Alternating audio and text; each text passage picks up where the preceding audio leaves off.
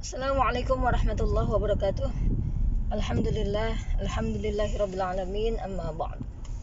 Kawan-kawanku yang dirahmati oleh Allah Subhanahu wa taala, saya ingin bertanya kepada kawan-kawan semua bagaimana di materi 1 sampai 9 tentang bagaimana caranya membangun impian dan bisa menggapai semua impian kita. Apakah sudah didengarkan semua videonya? Mohon maaf, ini saya lagi di jalan ya, sambil nyetir. Ini hanya sekedar ingin memberikan tugas kepada kawan-kawan semua, bahwa silakan kawan-kawan untuk bisa menuliskan segala apa yang menjadi keinginan, hajat, cita-cita kawan-kawan di sebuah kertas. Yang kertas itu kemudian nanti bisa kawan-kawan tempelkan. Dan tugas dari saya adalah ketika sudah dicatat, sudah ditempelkan ya, nanti silahkan kawan-kawan untuk membuat foto atau video tentang keinginan dan cita-cita kawan-kawan. Ya, itu yang pertama. Kemudian yang kedua, setelah dituliskan apa yang menjadi keinginan dan cita-cita kawan-kawan, maka silahkan kawan-kawan tuliskan juga bagaimana caranya untuk bisa mendapatkan target atau untuk mencapai target tersebut. Contoh misalkan gini ya, ketika misalkan kawan-kawan ingin punya omset bisnis ya, ingin punya omset berapa ratus juta gitu, maka apa step by step yang harus dilakukan oleh kawan-kawan untuk bisa mencapai omset tersebut. Sekedar bocoran saja, dulu ketika saya belajar menjadi seorang penjual buku ya, marketing buku dulu waktu masih bekerja, sebenarnya sih prakteknya sih pas udah keluar malah gitu ya, lebih intensnya gitu. Nah, apa yang dilakukan saya ketika itu, saya bekerja sama dengan adik ipar saya yang pada saat itu mungkin belum jadi adik ipar ya, Teh Sela. Ketika itu saya rekrut menjadi orang yang membantu saya gaji dia setiap bulannya, dan yang dia lakukan adalah dia broadcast atau me-WA lah ya, menghubungi minimal dalam sehari itu 100 orang database yang dia hubungin gitu ya. Jadi Tesela pakai WA web saya, dia pakai laptop, kemudian dia chat semua orang yang ada di phonebook saya. Dan kalau misalkan di phonebook saya sudah habis gitu ya, biasanya kita cari database yang lain. Nah, database ini diambil dari mana? Diambil dari Google. Contoh, misalkan karena ini berkaitan dengan buku-buku Islami, maka yang saya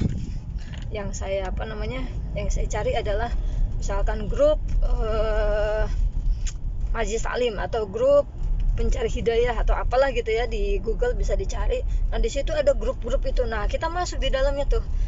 Nah, otomatis ketika kita masuk di dalamnya, kita akan bertemu banyak orang yang itulah kemudian ini akan menjadi database kita dan bisa kita follow up untuk bisa memperkenalkan produk kita. Ini itu salah satunya ya, caranya gitu, cara untuk mencapai target yang kita inginkan seperti apa gitu ya. Kemudian mungkin ada inovasi-inovasi yang lain ya, setiap hari posting status. Ini bagus nih ya, yang dilakukan Teh Siti Masito, alumni part 2 yang sekaligus admin, yang sekaligus ponakan saya. Nah, itu bagus banget itu. Jadi itu namanya soft selling gitu ya. Jadi dia jualan tapi kayak nggak jualan. Dia bikin kata-katanya yang indah, yang bagus, taunya ada fotonya foto dia lagi pakai kerudung jualan, pakai baju yang dijual gitu. Ini bagus betulnya gitu. Dan masyarakat kita ya harus seperti itu gitu ya. Terus apalagi ya, terus kemudian kalau misalkan teman-teman bisa belajar untuk kan kalau di Facebook itu ada organik atau non organik ya, untuk selling itu, untuk penjualan gitu ya. Kalau yang organik ya seperti yang dilakukan Teh Siti Masito, Teh Cici ya, yang saya lihat sih gitu yang jualan, dan teteh-teteh yang lain mungkin banyak juga yang jualan gitu. Tapi ada juga cara yang memang ini cara yang bagus ya, yang terbukti juga efektif gitu. Caranya adalah memakai marketplace atau memakai iklan yang berbayar. Itu namanya non organik ya. Kayak misalkan Facebook Ads. Nah, itu bisa belajar juga tuh, kita bisa belajar di orang-orang ahli. Saya juga dulu pernah ikut ikut belajar juga gitu. Tahu sih tekniknya, tapi sekarang udah lupa gitu. Nah, itu bisa dipelajari seperti itu. Jadi bagaimana untuk bisa mencapai target itu. Nah, kemudian tetap kita harus hidup sederhana ya, kawan-kawan semua ya. Hidup sederhana sebagaimana prinsip Rasulullah Shallallahu Alaihi Wasallam. Rasulullah itu sebagai seseorang yang beliau ini kaya dalam takwa, zuhud dalam keberlimpahan. Artinya apa?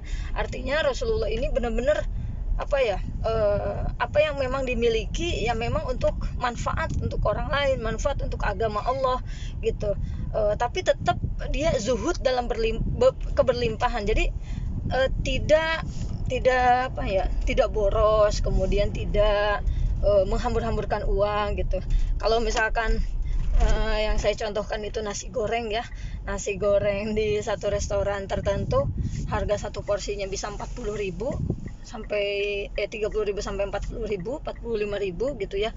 Nah, ada nasi goreng yang di pinggir jalan yang rasanya nggak kalah dengan yang ada di restoran.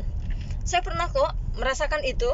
Saya pernah makan nasi goreng di tempat yang emang pinggir jalan, tapi rasanya enak banget. Itu rasanya seperti makan di restoran gitu, dan murah.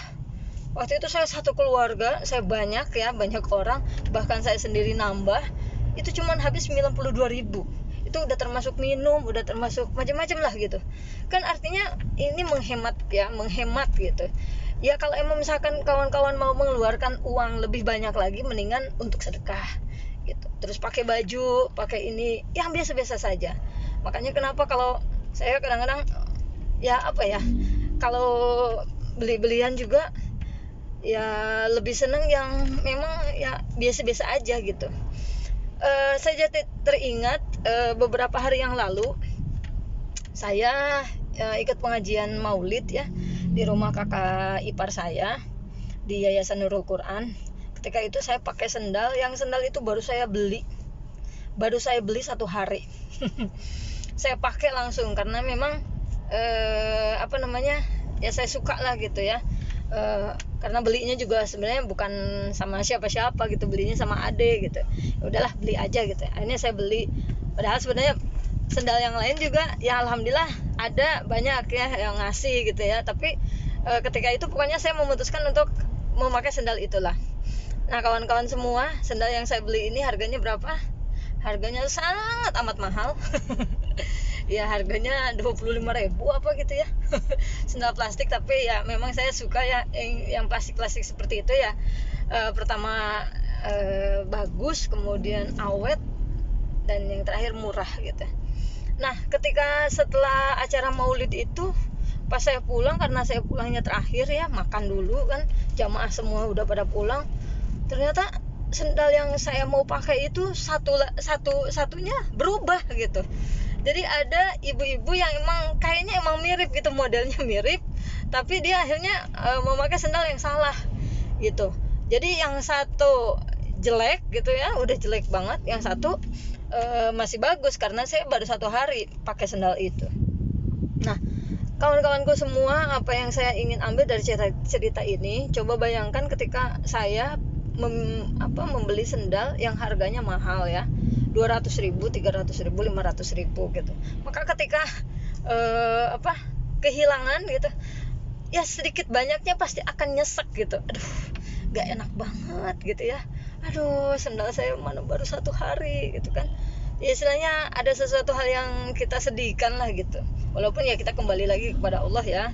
Apapun yang kita miliki memang titipan dari Allah. Ini sekedar contoh saja gitu ya, bahwa ketika kita memiliki ya barang yang murah gitu, itu tidak akan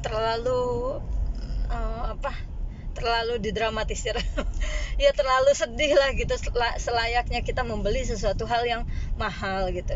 Jadi itu kawan-kawan ya, saya berikan tugas kepada kawan-kawan semua untuk menuliskan impian dan cita-citanya di kertas. Kemudian silakan kawan-kawan untuk tempel, dan ketika sudah ditempel itulah silakan kawan-kawan untuk foto tugas tersebut, dan apa target-target yang memang ingin dicapai gitu, diraih. Nah itu target ikhtiar buminya seperti itu. Lalu kemudian ikhtiar langitnya apa? Nah itu juga harus dicatat tuh. Selain dari amalan-amalan SWTD, apalagi nih yang emang pengen benar-benar dimaksimalkan gitu ya. Misalkan me time sehari berapa kali sama Allah, di mana saja. Kemudian sholatnya ya yang sudah saya sampaikan ya, sholat taubat, sholat tahajud, kemudian sholat hajat, sholat sunnah-sunnah yang lainnya boleh ya, atau misalkan puasa Senin Kemis gitu boleh, atau misalkan saya mau menghafalkan Al-Quran 1 hari 2 ayat gitu, silahkan.